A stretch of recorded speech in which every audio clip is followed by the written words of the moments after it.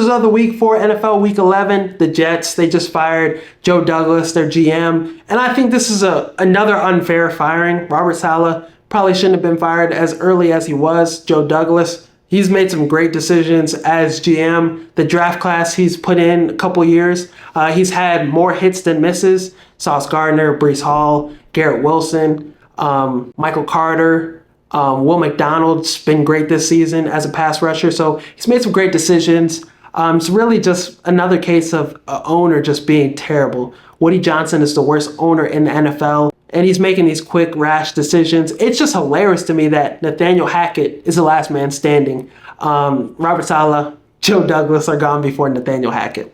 How does that happen? His team, Aaron Rodgers, doesn't look like he can move that well in the pocket. This is not the Aaron Rodgers we've seen in Green Bay. This experience with Aaron Rodgers has been a failure. 3-8 with all the talent in the world. Aaron Rodgers has everything to his disposal. This team is still 3-8. And when he doesn't have the talent, when he's not playing to a high level, the leadership isn't there. He's not a guy that's going to gather around the troops and have them all play collectively well. That's not going to happen. He's not that kind of quarterback. He's not that kind of leader. So him struggling, he instead blames teammates for losses. Him and Mike Williams, blaming Mike Williams for the drop, costing him that one game. So he's not the right quarterback for the Jets.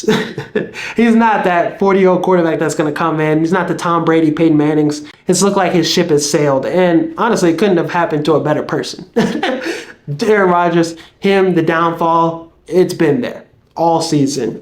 He's made some great throws. He's had some good games. He's shown a little talent here and there. The Patriots game, he had a good performance against them a while back. But consistent basis, this offense is terrible. Woody Johnson, sell the team, or bring in a GM and give them full control over this whole operation. Aaron Rodgers can't be your quarterback next year. You need to bring in a new GM. You need to bring in a new coach. You need to get rid of Rodgers, allow him to retire. If he wants to keep playing in the NFL, trade him somewhere else. Some of these older vets on this team, get rid of them. And just, you have young pieces. You have good talent. You should draft a quarterback in the draft. I don't know too much about Jordan Travis, but if he was doing really good and behind the scenes, if they were confident in him, I don't know.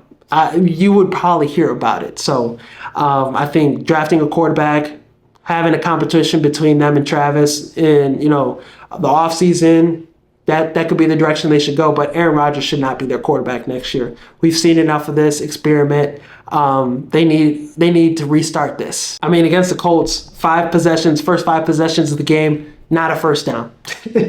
That tells you how bad this offense is. And defensively, without Robert Saleh, this defense is taking a step back. So you're really losing what you were good at, and the offense is not improving at all. So this thing needs to be rebuilt. Now the Falcons, they got embarrassed by the Broncos. This was a terrible performance. Bo Nix, 4 passing touchdowns, efficient as fucking this, athletic, making hella throws on this defense. This defense is 32nd in sacks, 10 sacks on the season.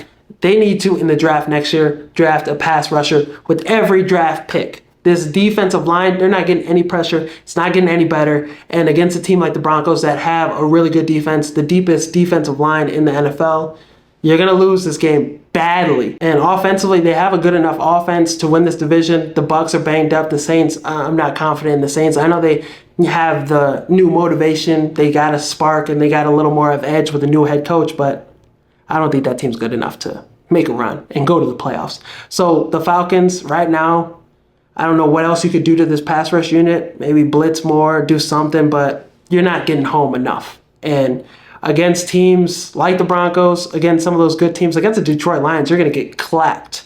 So in the playoffs, I think they're good enough to make the playoffs, but I don't see them winning a playoff game. They're going to be a matchup teams in the wild card want to face. The 49ers are another team I'm concerned about. This team is 5-5, last in their division. They lost 3 games to their division rivals already, Seattle, the Rams, Cardinals, lost to every team in their division. They got to play the Rams and the Cardinals again this season. The schedule's still looking a little tough for the 49ers. But they have enough talent. You can't quit on this team. But Brock Purdy, he's playing well. The injuries are deflating this team. Christian McCaffrey, he's, still looking a little banged up, still performing at a high level for the injuries he's coming off of.